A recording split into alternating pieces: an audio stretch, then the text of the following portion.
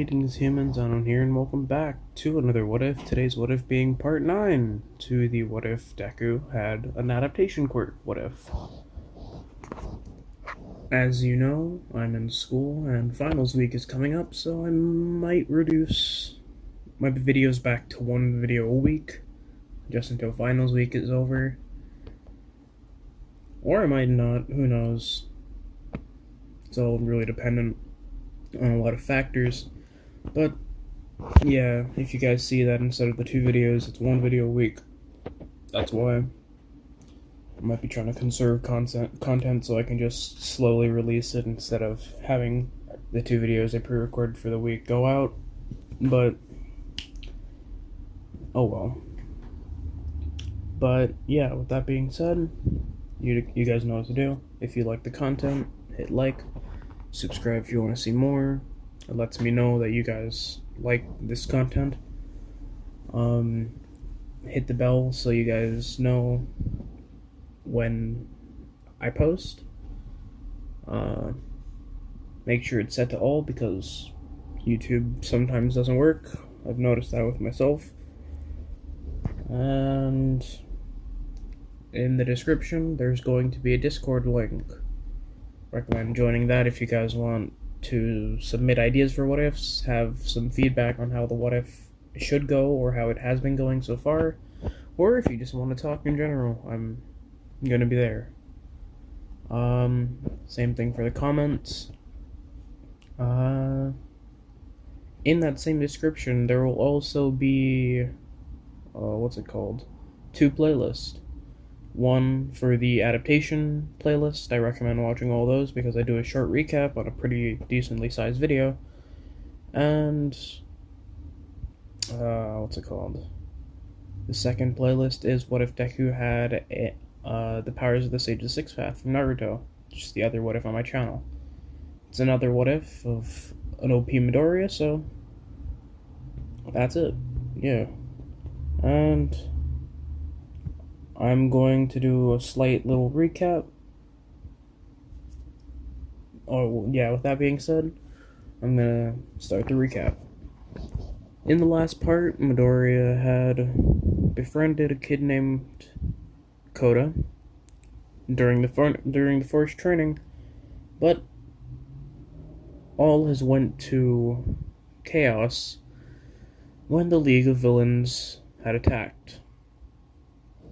Saving Kendo from the League of Villains, Midoriya sacrifices himself to help Kendo. So, in place of Kendo being captured, it's Midoriya. So Midoriya is taken back through the portal, and trading spaces with Kendo, and that's where we resume the what if. As Midoriya trades places with Kendo, Kendo is thrown to the ground, Midoriya pushing her out of the way. Mr. Compress, taking this opportunity, goes to put Midoriya in a marble. Midoriya apologizes to Kendo as he passes her and gets turned into a marble. Mr. Compress grabs the marble, Mr. Compress slowly juggles the marble in his hands, laughing maniacally as he jumps through the other side of the portal, with Dabi and Toga. Muscular having been knocked out in the mountain, still there, knocked out. Immediately as they hop through, Kendo tries to leap through as well, but the portal closes, leaving Kendo there, with everyone else. Kendo screaming, extremely upset, and extremely saddened, seeing as though not only did Midoriya sacrifice himself for her again, but this time got captured and might not return. Seeing the little bits of the scarf that she had made him tattered and on the floor. She picks them up, trying to grasp at anything she has, and holds on to them, crying as she passes out from the extreme stress. We then cut to Midoriya in, well, not Midoriya, but the rest of the group jumping out of the portal into the little, what's it called? Into the League of Villains hideout, the little bar, and the tattered and bruised Midoriya is sent out of his little marble prison. Midoriya, too weak to fight back, just lays down on the floor as they restrain him. Suddenly, someone shows up from behind the corner. It's what's his face? Tomura Shigaraki. Shigaraki, stepping out of the shadows, confronts Midoriya. Well, as I'm sure you're aware, we captured you because of everything that has happened in your life. We're here to question if maybe you, out of all people, would perhaps want to join us, the League of Villains, just so we can make a more just and fair world. Take down the heroes that you despise so much, and make the world a better place. What do you say, Midoriya? Midoriya then looks at Shigaraki, annoyed but too tired to argue back, staying completely quiet. Not Todoroki. What's his face? I keep forgetting his name.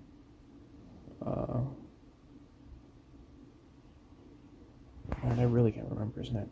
I literally just Shigaraki. Wow.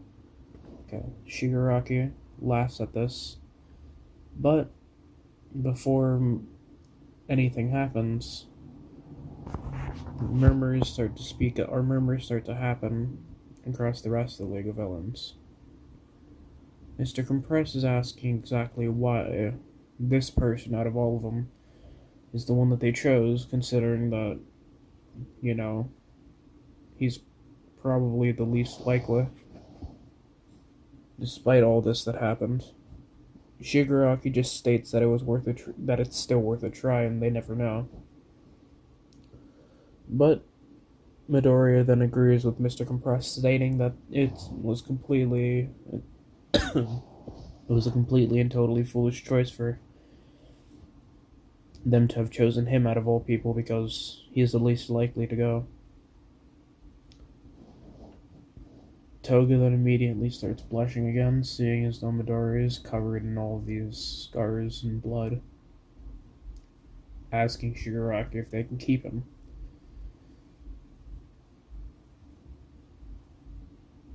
Shigaraki states that they are here to recruit him, so if they manage to recruit him, then he's free to stay as long as he wants. Toga is ecstatic about this, believing that Midoriya, someone that Stain had looked up to, or had saved, would join them. But Midoriya then again disagrees, stating that he would never join the League of Villains, holding steadfast to his beliefs. We then cut back to a hospital, and Kendo wakes up. Still clutching tightly to the bits of scarf that Midoriya had left behind. Aizawa is found in Kendo's room when she wakes up and is ecstatic to see her awake, fearing the worst. Kendo then speaks up, questioning where exactly Midoriya is, and Aizawa states that they don't know, and that they didn't find him yet, and they're still currently looking. Kendo begins breaking down and starts letting tears stream down her face when the remainder of the class come in, checking up on Kendo's state. A similar argument breaks out to what it did in canon, and while some of the people want to go and save Midoriya, a large majority of the others decide that they shouldn't and they should just stay back, considering it's the hero's job, and since they're not heroes, then it's out of their pay grade. Meanwhile, a few people remain afterwards to talk to Kendo, some of which stating that Momo had placed a tracker on one of the Nomu, with help from someone from 1B, allowing them to track the Nomu's position, and that she had given, or that they had given, or that Momo had given a remote to where the tracker is to the police, deciding that they could probably ask Momo to make a similar tracker for them so that they could find it. A similar group goes out as canon, but it's actually pretty changed, honestly. It's not that similar. The group that goes is Momo, obviously, she's the tracker, and she holds a high amount of admiration for Midoriya, considering that, he's one of the few people in the class that actually does what they're supposed to instead of just being concerned about high school life. Todoroki, seeing as though he had helped, or seeing as though Midoriya had helped him a pretty substantial amount through a lot of time.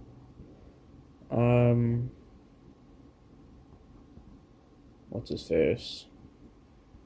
Bakugo goes as well, stating that he used to be his friend and he needs to fix all the times where he put Midoriya in troubles by at least helping in any way he can.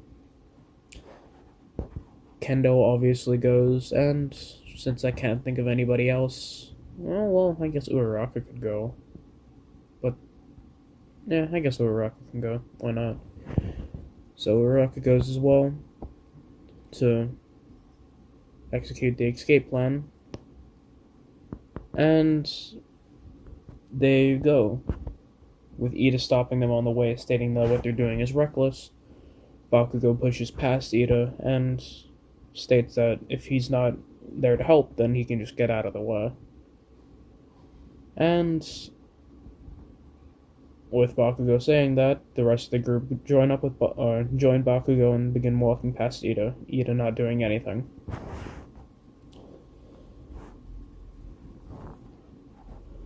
A similar thing goes as it did in canon, where the group dresses up, and they go to the place, or they go to the Nomu factory. Uraraka floating up. Uraraka using her ability to float up to see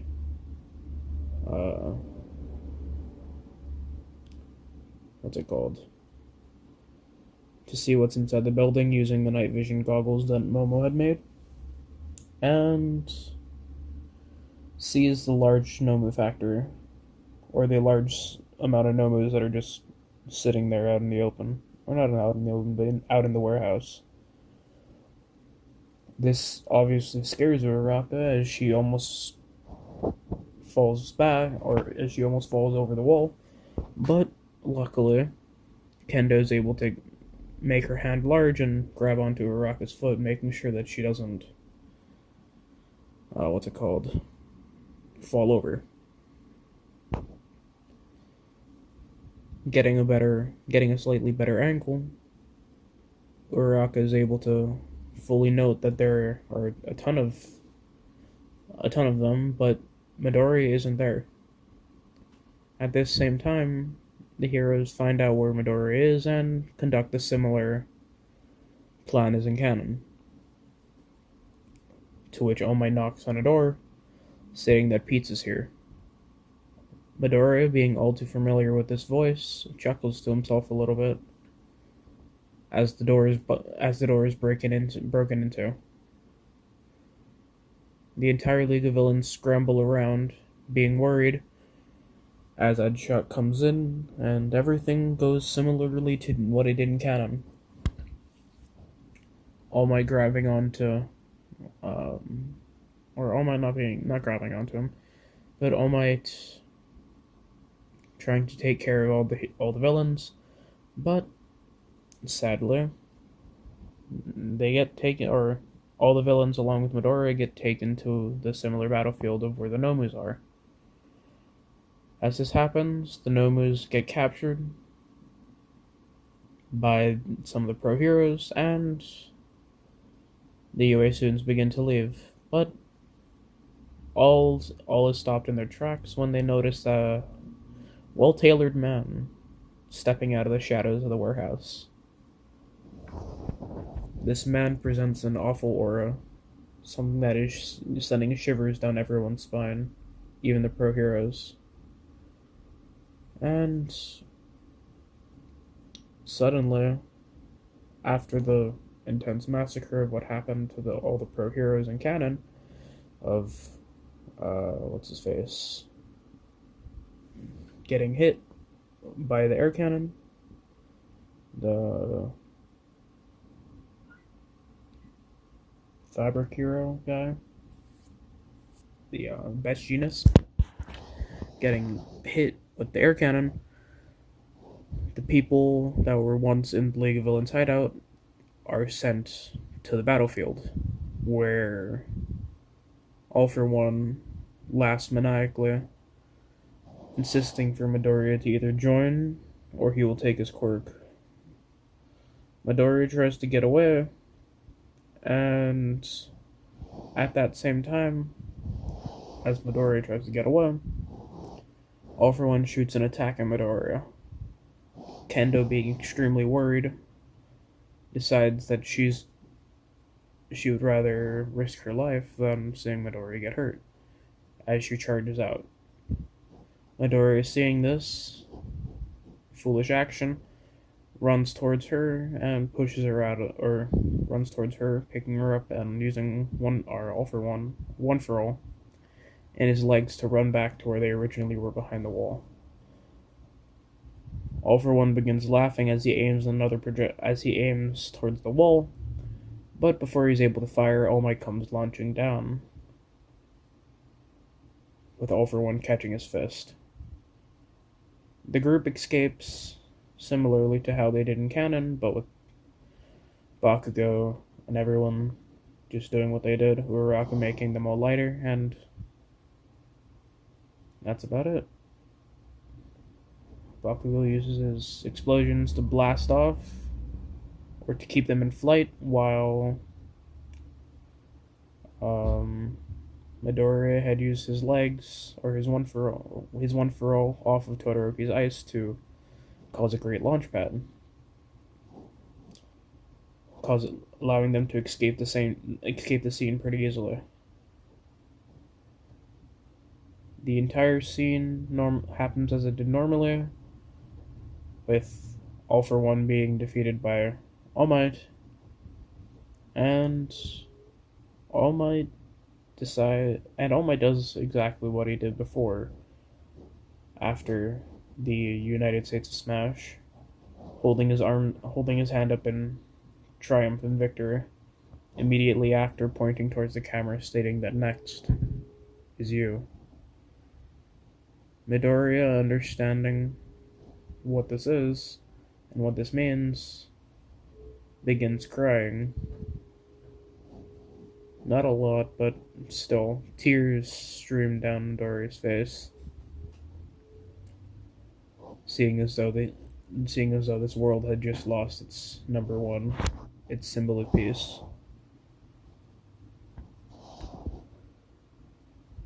And as time passes and they finally get away, they finally fully get away, Kendo flings her arms around Midoriya, extremely nervous or extremely worried about how his condition is, seeing as though he had been in the custody of the League of Villains for some time. Midoriya states that she's okay, or that he's okay, but notices that she's crying at his chest, telling Midoriya that he keeps risking his life and that he should stop doing that, seeing as though it's making her worried sick. Midoriya apologizes, but Kendo keeps crying. It doesn't seem like any of these apologies are getting through to her, So Midoriya does the only rational thing he can think of at this moment and kisses her on the forehead, telling her not to worry. This snaps Kendo out of her extreme worried panic, and she begins blushing again, still stating that he shouldn't be doing that kind of stuff, risking his life just for one other person, constantly. Midoriya states it's what he wanted to do, and it's in a hero's job to save others. The group that was with them is chuckling to themselves, seeing this whole event play out, and Midoriya throws up an evil glade, or not an evil, but throws up a gaze at them, causing them to stop talking, or to stop snickering. Times happen normally again, and Aizawa, after being released from the little thing that he had with the press, runs over to Midoriya, embracing him, holding him into a large hug, stating that he was worried sick about him. Midoriya chuckles and states that he shouldn't be too worried, he's knowing that he's fine, but Aizawa still holds him in a tight hug. Everyone, aside from Kendo, looks a little confused, and Midoriya remembers that he hadn't told his class and had only told Kendo, and immediately tells all the people that he's with that Aizawa is now his adoptive father. After a whole incident, seeing as though Midoriya didn't want to get further into that additional incident, the class still remained surprised, seeing as though Aizawa is now Midoriya's legal father. The entire class is fine with this, seeing as though it's interesting. And yeah, Midoriya just leaves it off at that. And the school is set on to break. Well, not break, but sent on to a little bit of hiatus for them to spend time with their families and spend time mentally healing after what had just happened. And with that being said, that's it for today's What If. I know that it's not the best, but I tried. I know that not much, happened, and it was just a bunch of word dump, but this part still is as important as any other, because it helps for the plot. The whole shebang, the whole thing that I said in the beginning. If you like the content, you manage to stay here, yeah. But with that being said, see ya.